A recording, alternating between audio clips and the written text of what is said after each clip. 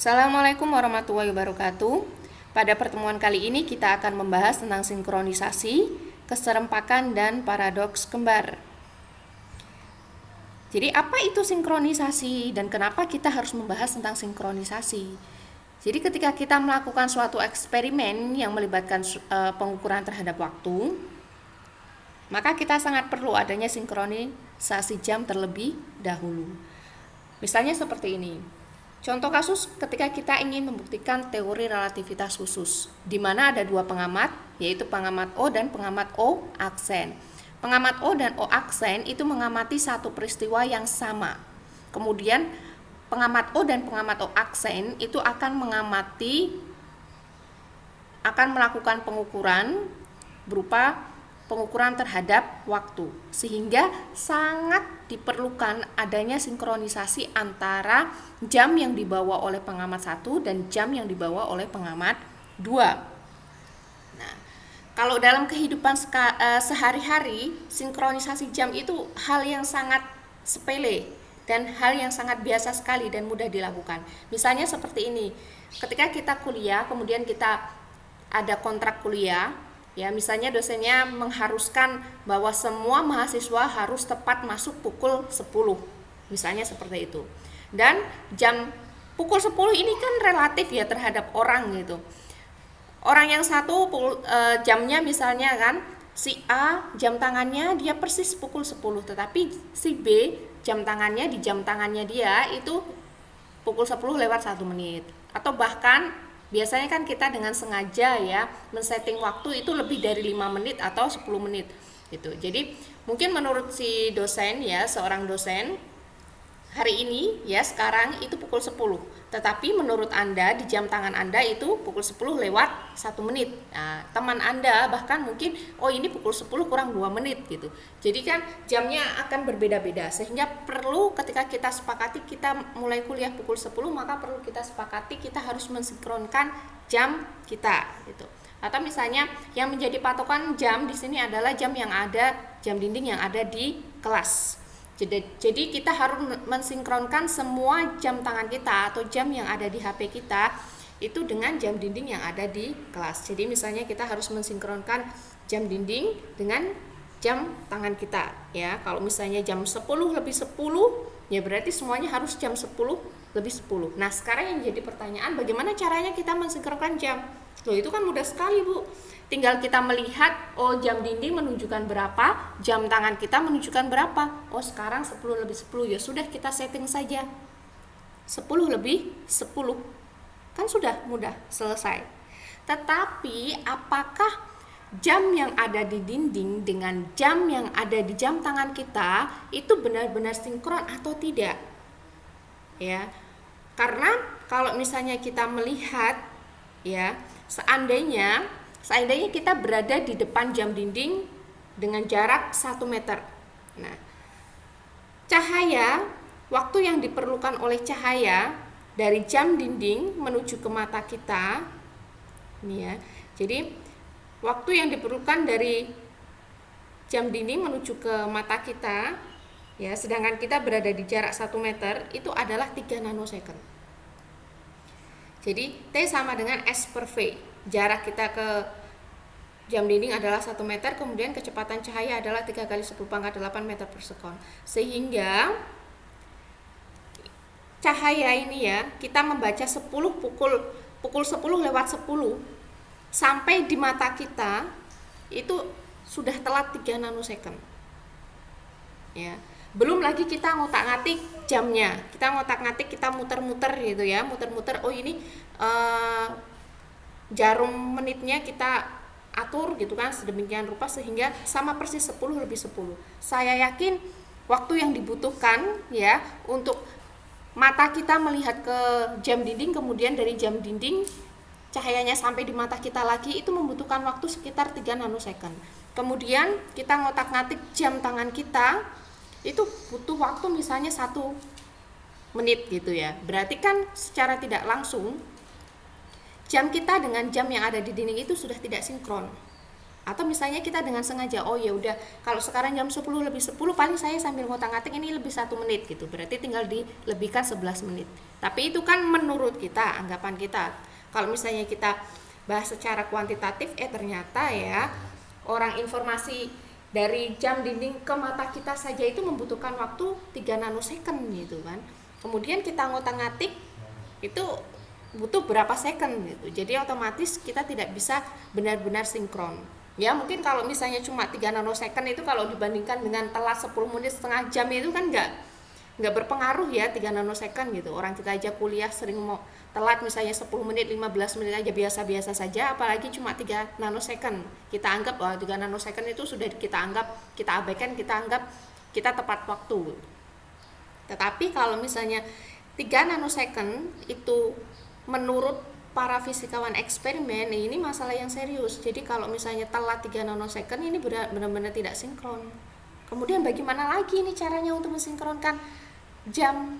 Ya, kalau misalnya ada 2 jam, oh ya sudah kita pakai suara, misalnya si A bawa jam tangan, si B bawa jam tangan. Kemudian kita sama-sama bilang up. Ya, kemudian kita pencet tombol up-nya gitu. Tombol on-nya misalnya seperti itu. Kan sama saja, tapi suara kita sampai ke gendang telinga kita, sampai kita bisa mendengar up, itu kan juga beda-beda ya. Kalau misalnya jaraknya sama, mungkin waktu yang dibutuhkan itu sama.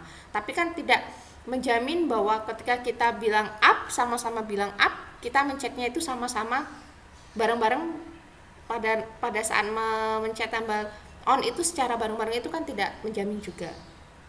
Karena itu tergantung dari kecepatan si A dan si B itu.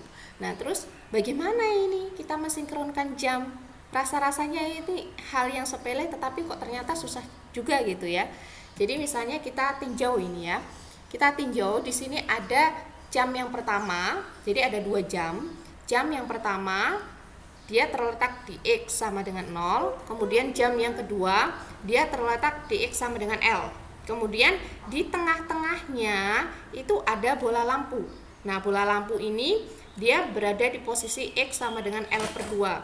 Kemudian ada 2 pengamat. Jadi ada pengamat O yang diam dan pengamat O aksen yang bergerak.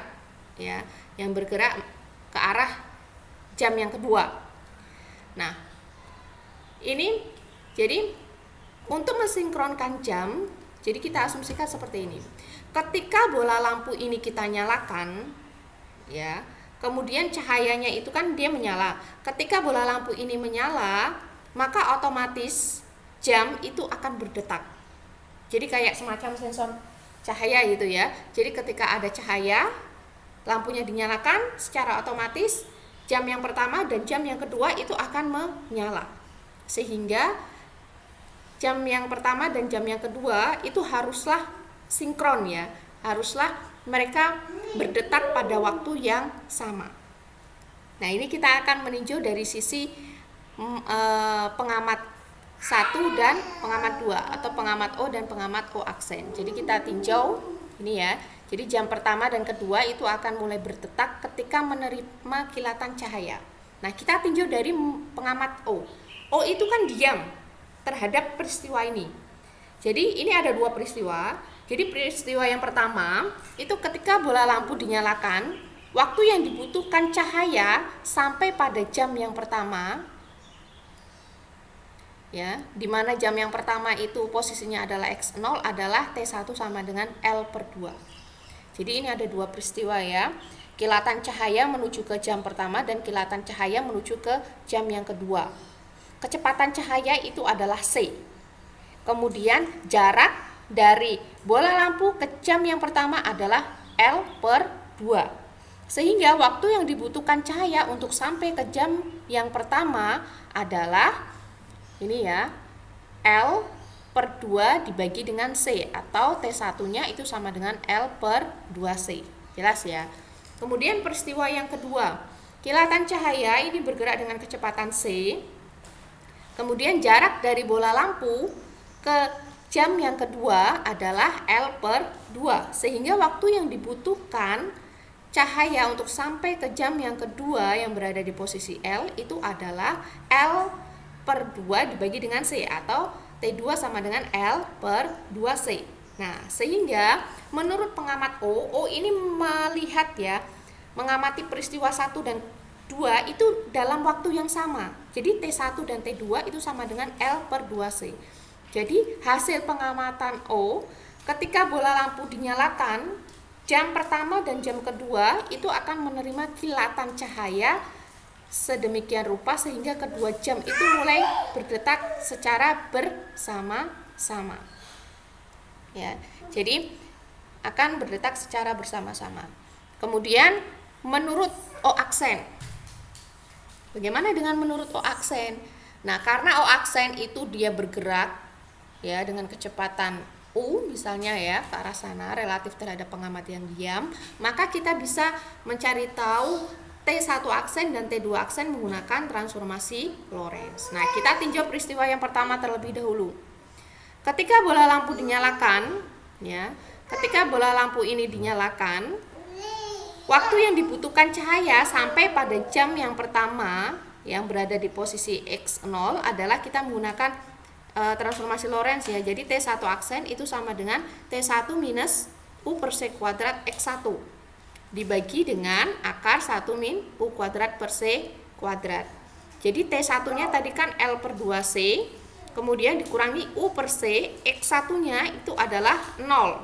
Ya, X1-nya itu sama dengan 0. Sehingga ini ya, U per C kuadrat dikalikan 0 adalah 0. Sehingga T1 aksen itu sama dengan L/2C akar 1 min U kuadrat per C kuadrat.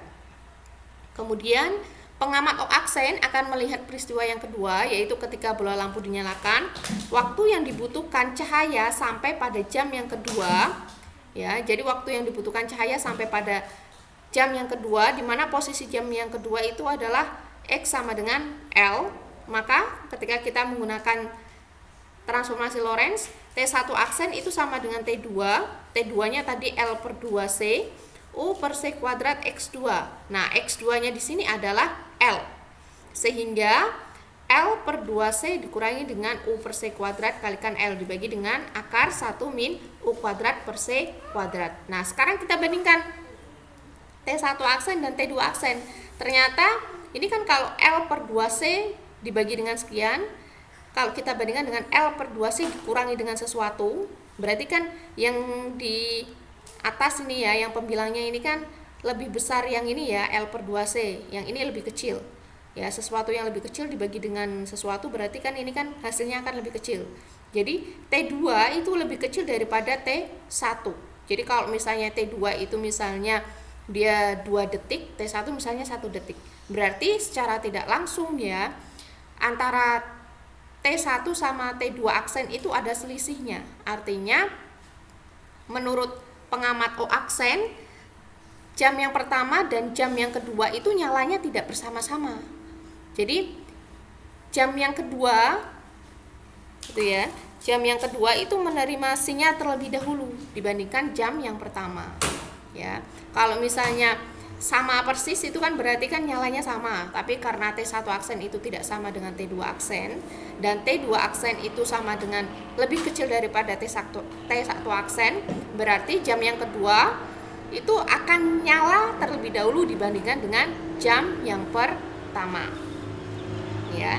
Jadi menurut O, kedua peristiwa ini dia terjadi kedua peristiwa ini ya, jam 1 dan jam yang kedua itu nyala bersama-sama, tetapi menurut O aksen jam kedua itu nyala terlebih dahulu dibandingkan dengan jam yang pertama.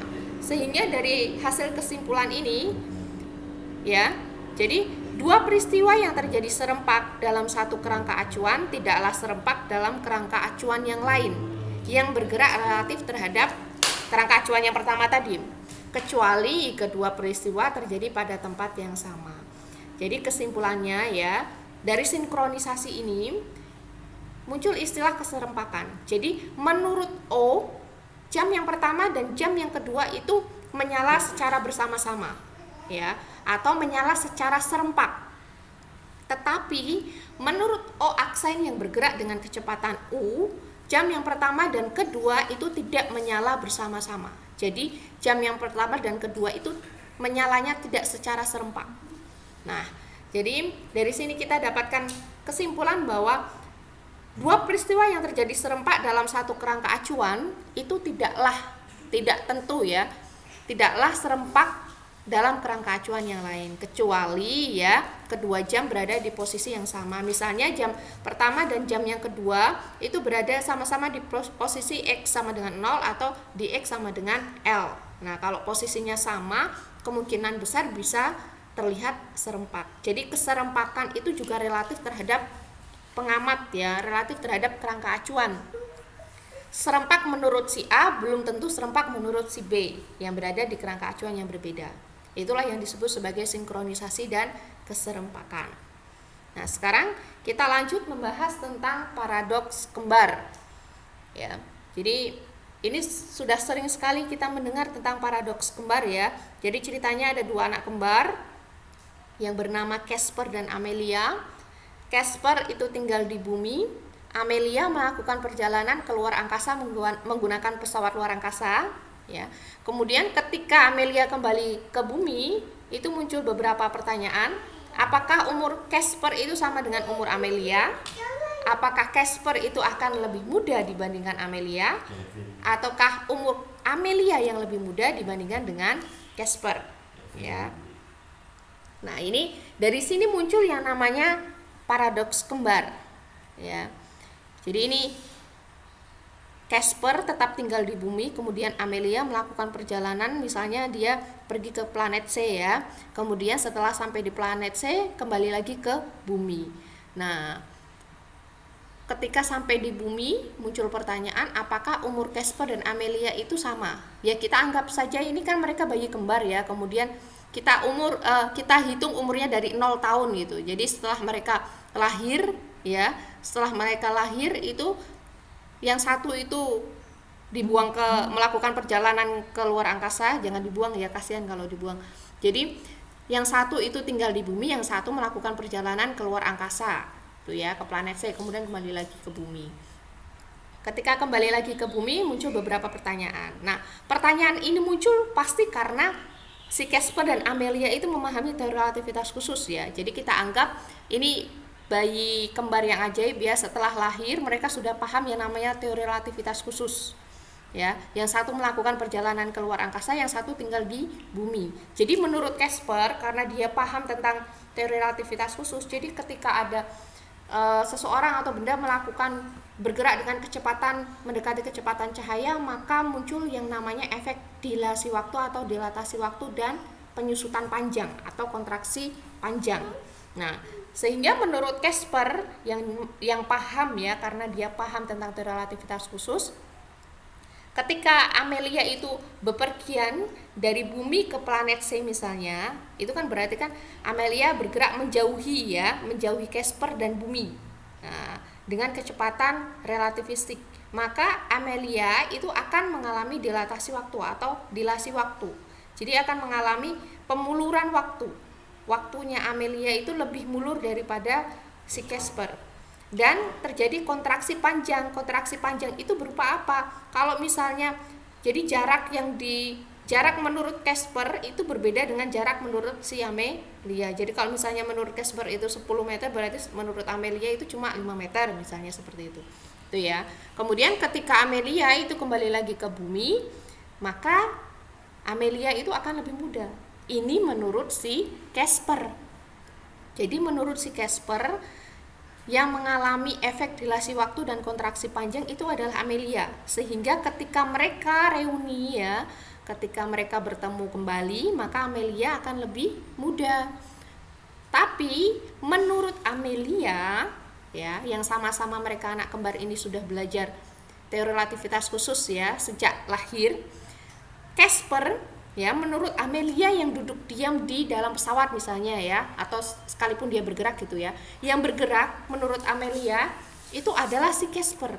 Jadi kan ketika Amelia misalnya melihat ke belakang gitu ya, setelah dia pergi dari ini menuju ke planet C, pasti dia akan melihat bahwa Casper dan bumi itu menjauhi dirinya ya. Jadi bumi dan Casper itu menjauhi Amelia, menjauhi pesawat yang ditumpangi oleh Amelia, sehingga dengan kecepatan relativistik juga kan. Jadi kalau misalnya kecepatan Amelia itu U, maka kecepatan bumi dan Casper menjauhi Amelia itu minus U. Maka Casper itu dia bergerak menjauhi pesawatnya Amelia dengan kecepatan relativistik, sehingga Casper itu akan mengalami dilasi waktu dan kontraksi panjang. Ini menurut Amelia. Sehingga nanti kalau semisal Amelia pulang lagi ke bumi, Casper akan lebih muda. Nah, ini yang disebut sebagai permasalahan paradoks kembar.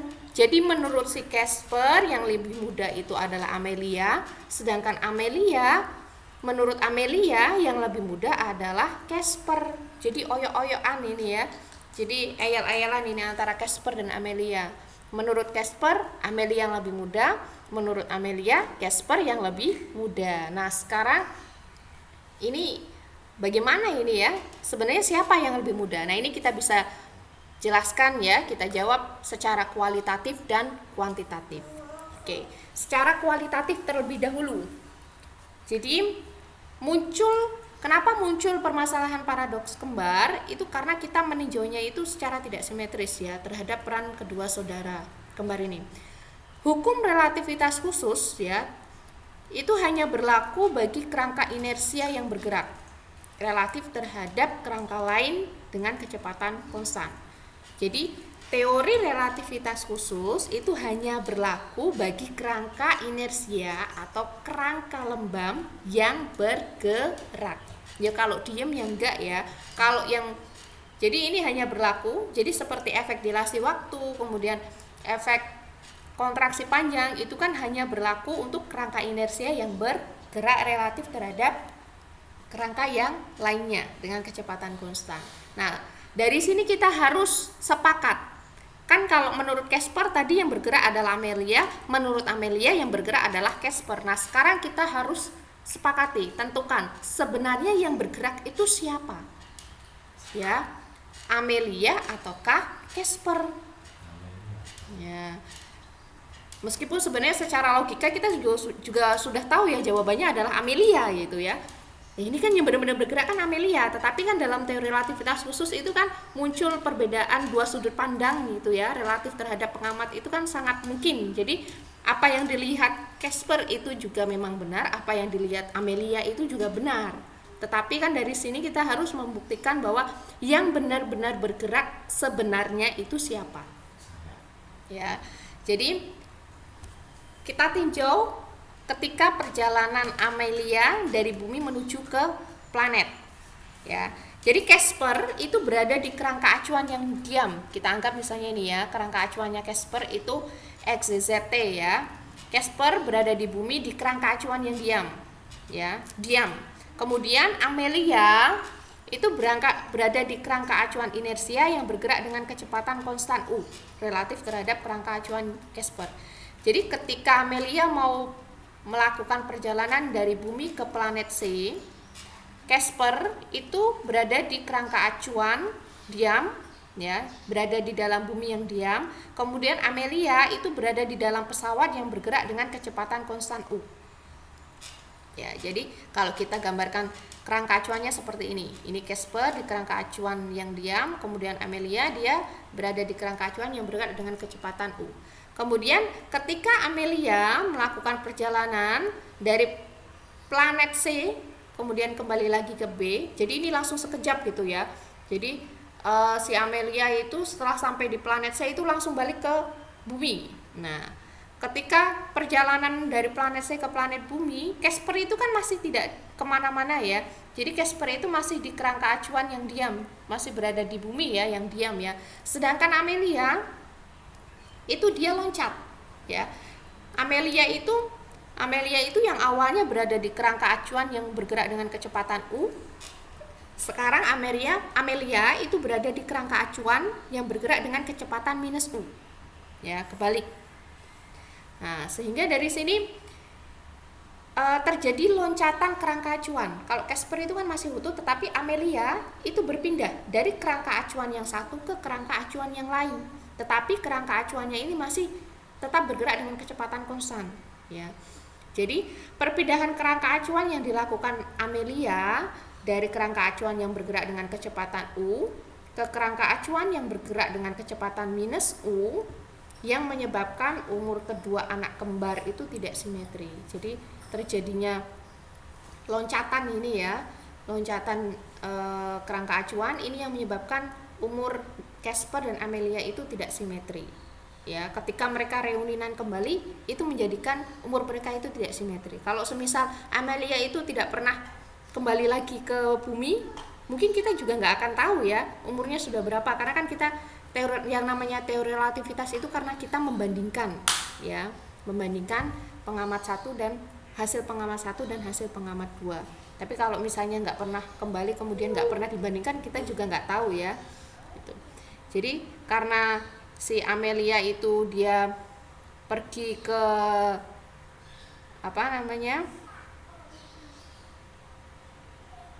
keluar angkasa. Jadi ketika Amelia melakukan perjalanan keluar angkasa ya, dari bumi ke planet C kemudian kembali lagi ke bumi, kemudian Amelia ini loncat dari kerangka acuan satu dan kerangka acuan yang lainnya, maka kita sepakati ya bahwa yang bergerak itu adalah Amelia. Ya, jadi kita sepakati yang sebenar-benarnya bergerak adalah Amelia. Sehingga yang mengalami efek dilasi waktu dan kontraksi panjang adalah Amelia. Sehingga Amelia itu akan tampak lebih muda, bukan tampak lebih muda ya, tetapi memang lebih muda dari Casper ketika Amelia sudah kembali lagi ke bumi. Tuh. Kemudian ada pembuktian secara kuantitatif. Kalau semisal yang tadi itu secara kualitatif ya, dengan menentukan sebenarnya siapa yang benar-benar bergerak. Sekarang kita akan mencoba membuktikannya secara kuantitatif. Misalkan ya, andaikan jarak antara bumi ke planet C itu adalah 6 tahun cahaya. Kemudian kecepatan pesawatnya Amelia itu adalah 0,6 C. Jadi dalam astronomi atau astrofisika, besaran jarak itu biasanya menggunakan satuan tahun cahaya atau light year.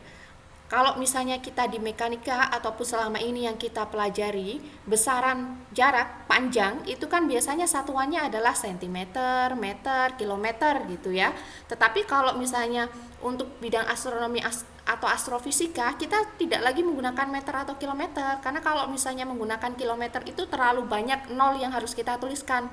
Misalnya jarak dari bumi kita atau dari matahari kita ke Alpha Centauri itu berapa? Kemudian jarak dari bumi kita ke matahari kita sendiri misalnya, itu berapa kilometer? Oh, 150 juta kilometer. Itu kan kalau misalnya kita mau nulis itu kan repot ya. Nol-nolnya itu pasti banyak sekali gitu. Oh, jarak bintang kita dengan bintang Betelgeuse misalnya berapa gitu.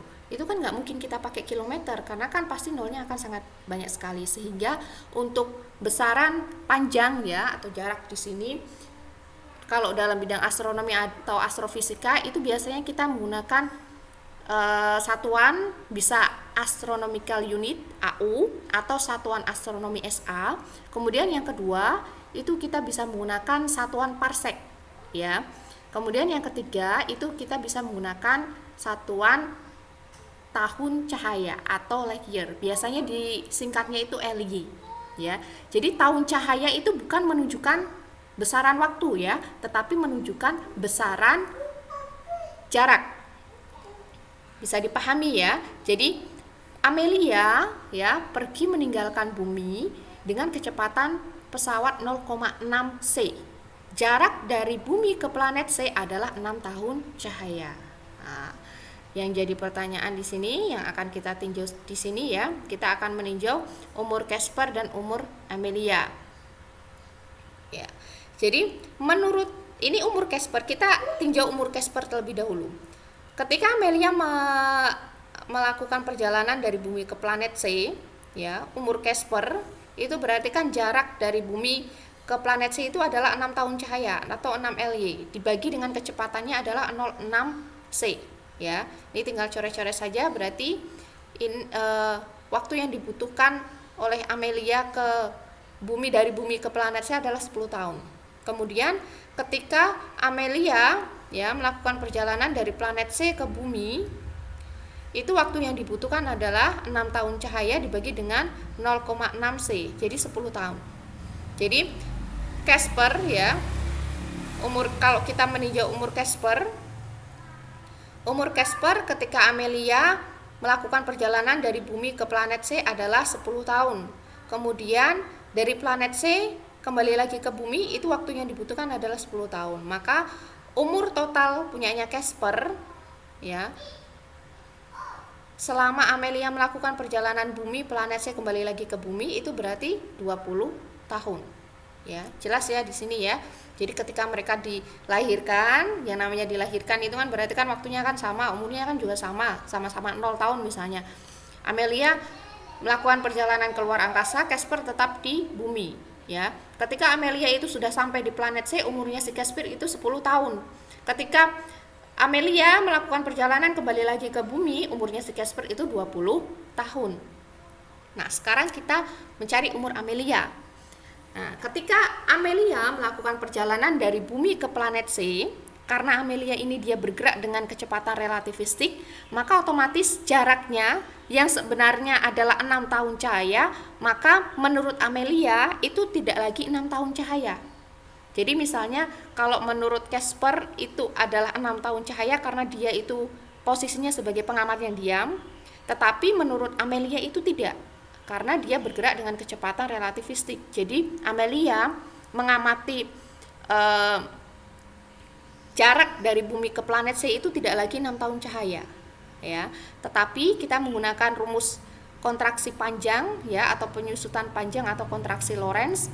L aksen itu sama dengan L akar min U kuadrat per C kuadrat.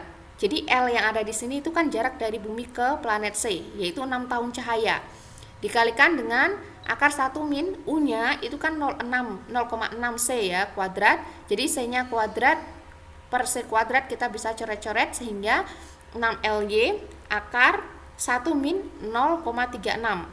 Nah, akar 1 min 0,36 itu akar 0,64 ya. Akar 0,64 itu sama dengan 0,8. Jadi 6 tahun cahaya dikalikan 0,8 itu hasilnya adalah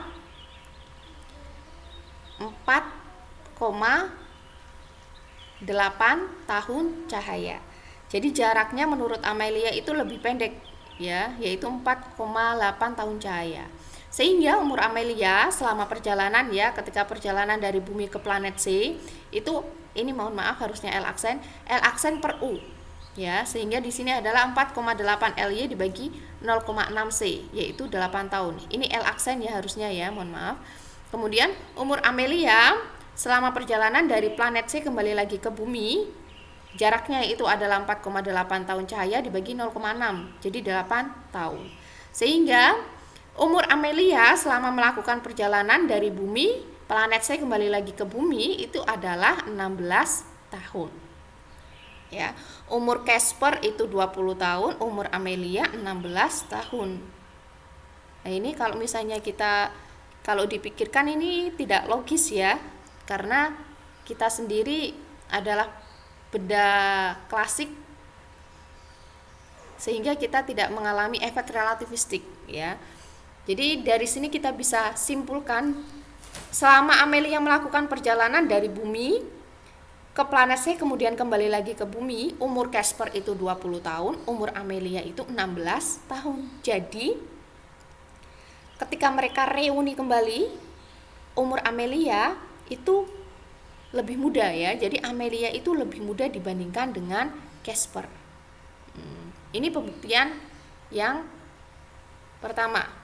Nah, ini kenapa bisa seperti itu nanti kita bahas menggunakan diagram ruang waktu ya.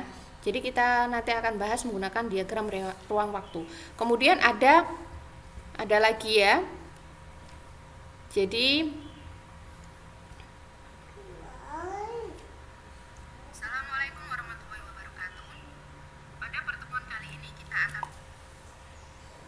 pembuktian yang kedua secara kuantitatif, misalkan kita tinjau ya, setiap hari ulang tahun kedua anak kembar ini, yang namanya anak kembar berarti kan ulang tahunnya itu sama ya, tanggalnya itu kan pasti sama. Kalau mereka itu lahir 1 Januari ya berarti ulang tahunnya kan 1 Januari. Jadi setiap hari ulang tahun mereka, Casper itu mengirimkan sinyal kepada Amelia. Jadi setiap hari ulang tahun mereka, Casper itu mengirimkan sinyal kepada Amelia. Berarti di sini Casper itu sebagai pengirim sumber sinyal cahaya dan Amelia itu sebagai pengamat. Nah, banyaknya sinyal yang dikirim Casper karena yang namanya ulang tahun itu kan berarti sekali dalam setahun ya. Maka sinyal yang dikirim Casper itu adalah 1 sinyal per tahun ya. Frekuensinya itu adalah 1 sinyal per tahun. Nah, kita akan mencari tahu berapa banyak sih sinyal yang diterima oleh Amelia. Harusnya kalau misalnya umur Casper itu 20, berarti berarti kan kalau umur Casper itu 20, berarti Casper itu sudah merayakan ulang tahun sebanyak 20 kali. Sehingga Casper itu mengirim sinyal sebanyak 20 kali ke Amelia, dan seharusnya Amelia juga menerima 20 sinyal tersebut. Itu ya. Nah, sekarang kita tinjau sinyal yang diterima oleh Amelia selama perjalanan dari bumi ke planet C. Nah, ini kita bisa menggunakan rumus efek Doppler ya untuk kasus pengamat yang menjauhi sumber. Jadi ketika Amelia itu melakukan perjalanan dari bumi ke planet C ya, ketika Amelia melakukan perjalanan dari bumi ke planet C itu kan karena Casper ini sebagai sumber, kemudian Amelia bergerak menuju ke planet C, berarti Amelia itu menjauhi sumber. Nah, kalau kita menggunakan rumus efek Doppler, jadi F aksen itu sama dengan 1 min U per C dibagi dengan 1 plus U per C. Nah, F-nya di sini adalah 1 sinyal per tahun. Akar 1 min 0,6 dibagi dengan 1 plus 0,6. Jadi 1 min 0,6 itu 0,4 dibagi dengan 1,6. Berarti kan ini 1/4. Akar 1/4 itu adalah setengah. Jadi F aksennya itu adalah 0,5 sinyal per tahun. Jadi si Casper itu ngirim sinyal 1 kali setahun, yang diterima Amelia itu adalah setengah sinyal per tahun. Jadi sinyalnya kayak nyicil gitu ya. Jadi setiap 1 tahun itu baru setengah sinyal. Kemudian benar-benar didapatkan 1 sinyal itu setelah 2 tahun. Jadi ibaratnya Casper itu ngirim sinyal 1 tahun sekali, tetapi Amelia menerima sinyalnya itu 2 tahun sekali ya. Sedangkan lama perjalanan Amelia dari bumi ke planet C itu adalah 8 tahun. Sehingga sinyal yang diterima oleh Amelia selama perjalanan dari bumi ke planet C adalah ya, setengah sinyal per tahun dikalikan 8 tahun, sehingga 4 sinyal. Jadi selama perjalanan Amelia dari bumi ke planet C itu dia cuma menerima sinyal 4. Padahal si Casper itu sudah ngirim berarti berapa? 10 ya. Karena kan umur Casper itu ketika Amelia melakukan perjalanan dari bumi ke planet C itu kan 10 tahun. Nah, harusnya sinyalnya itu yang dikirim adalah 10, tetapi yang diterima oleh Amelia adalah 4. Itu ya. Kemudian kita tinjau sinyal yang diterima oleh Amelia selama perjalanan dari planet C ke bumi. Jadi kalau dari planet C ke bumi itu kan berarti kan posisinya Amelia itu mendekati sumber. Jadi kalau semisal kita menggunakan rumus efek Doppler, itu kita pakai F aksen sama dengan F akar 1 plus U per C dibagi dengan 1 min U per C ya. Nah, hasilnya itu di sini 1 sinyal per tahun dikalikan dengan akar 1,6 dibagi 0,4. Ini kan berarti kan akar 4. Akar 4 itu 2. Berarti 2 sinyal per tahun. Jadi ketika Amelia itu melakukan perjalanan dari planet C ke bumi ya, frekuensinya adalah 2 sinyal per tahun. Nah, sedangkan lama perjalanan Amelia dari planet C ke bumi itu kan 8 tahun. Sehingga sinyal yang diterima Amelia selama perjalanan dari planet C ke bumi adalah 2 sinyal per tahun dikalikan dengan 8 tahun, sehingga 16 sinyal. Jadi ketika Amelia melakukan perjalanan dari bumi ke planet C ya, si Casper itu ngirim 10 sinyal, tetapi yang diterima Amelia itu cuma 4 sinyal. Sedangkan ketika Amelia melakukan perjalanan dari planet C ke bumi, si Casper itu ngirim 10 sinyal. Tetapi yang diterima Amelia adalah 16 sinyal, ya, 10 sinyal plus 6 sinyal yang kemarin gitu ya, baru sampai gitu. Jadi dari sini ya, sinyal yang diterima oleh Amelia selama perjalanan dari bumi ya, planet C ke bumi itu berarti totalnya 16 ditambah dengan 4. Jadi totalnya adalah 20 sinyal. Jadi dari sini bisa kita simpulkan ya, perjalanan Amelia keluar angkasa ya, keluar angkasa dari bumi ke planet C, kemudian kembali lagi ke bumi selama 16 tahun, Casper itu sudah merayakan ulang tahun sebanyak 20 kali.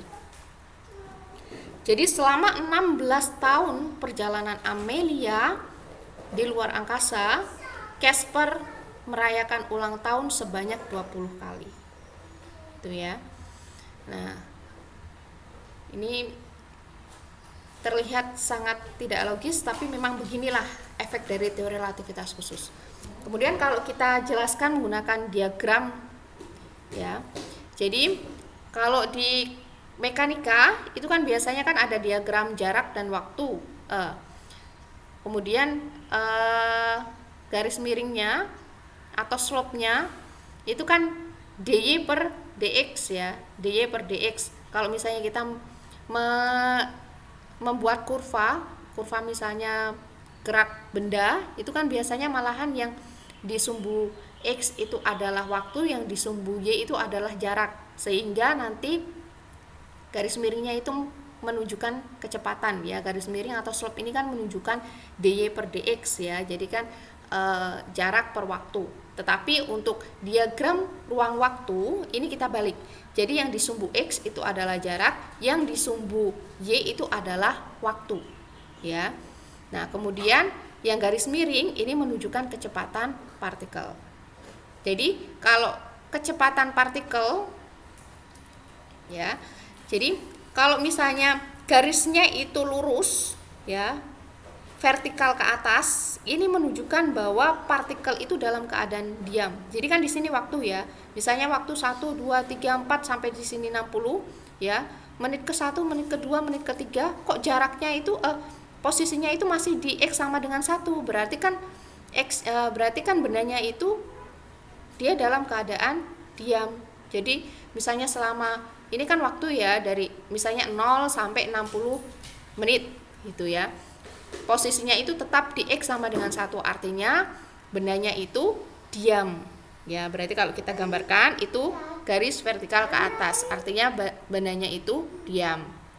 Nah, kalau semisal bendanya itu bergerak, kalau kecepatannya ya V itu kurang dari C, kalau semisal kecepatannya itu kurang dari kecepatan cahaya, maka sudutnya itu pasti lebih dari 40 derajat. Ya, garisnya ini itu sudutnya lebih dari 40 derajat. Kalau misalnya kurang dari 40 derajat berarti itu menunjukkan kecepatan benda itu lebih besar daripada kecepatan cahaya. Atau kalau misalnya pas 40 derajat itu berarti bendanya itu bergerak dengan kecepatan cahaya. Ya. Jadi paham ya? Dari sini diagram ruang waktunya, kalau vertikal ke atas itu menunjukkan benda yang diam. Kalau misalnya garis miring ini ya lebih dari 40 derajat itu menunjukkan kecepatan partikel yang kurang dari kecepatan cahaya. Kalau misalnya garisnya itu adalah pas membentuk sudut 45 derajat berarti dia bergerak dengan kecepatan cahaya persis. Nah, ini untuk menjelaskan tadi itu ya. Jadi ini yang namanya world line ya. Jadi garis dunia Casper dan garis dunia Amelia. Tadi kan ketika Amelia melakukan perjalanan dari bumi ke planet C, itu kan 10 tahun ya. Kemudian dari planet C ke bumi itu 10 tahun juga. Jadi umur Casper ya dari bumi ke planet C kemudian kembali lagi ke bumi itu adalah 20 tahun. Dan Casper itu diam di bumi. Sehingga garis dunianya si Casper itu dari 0 sampai 20 tahun itu adalah garis lurus nih, vertikal. Nah, karena dia dalam keadaan diam.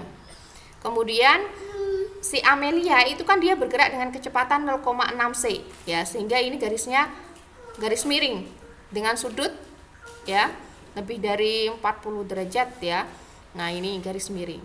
Nah, selama 20 tahun si Casper itu selalu mengirimkan sinyal kepada Amelia ya, dengan satu sinyal tiap tahun. Nah, ini menunjukkan ketika si Amelia bergerak dari bumi ke planet C ya, sinyal yang diterima oleh Amelia itu cuma 4. Padahal kan Casper kan ngirim 1, 2, 3, 4, 5, 6, 7, 8, 9, 10. Ini Casper ya. Kemudian yang diterima Amelia cuma 1, 2, 3, 4. Nah, kemudian setelah dari sampai di planet C kembali lagi ke bumi, Casper itu kan ngirim sinyal sebanyak 1, 2, 3, 4, 5, 6, 7, 8, 9, 10. Ya, 10 sinyal. Tetapi yang diterima oleh Amelia 1, 2, 3, 4, 5, 6, 7, 8, 9, 10, 11, 12, 13, 14, 15, 16 ya. Jadi ini garis dunianya si Casper itu vertikal ke atas, garis dunianya si Amelia seperti ini ya. Ini kenapa bisa kembali lagi ke sini, karena tadi dia meloncat dari kerangka acuan yang satu ke kerangka acuan yang lainnya. Tuh ya. Jadi dari sini memang kasus paradoks kembar ini yang sebenar-benarnya bergerak adalah Amelia, dan yang mengalami dilasi waktu dan kontraksi panjang juga Amelia, sehingga ketika Amelia kembali lagi ke bumi, umurnya itu lebih muda dibandingkan dengan Casper. Itu selesai.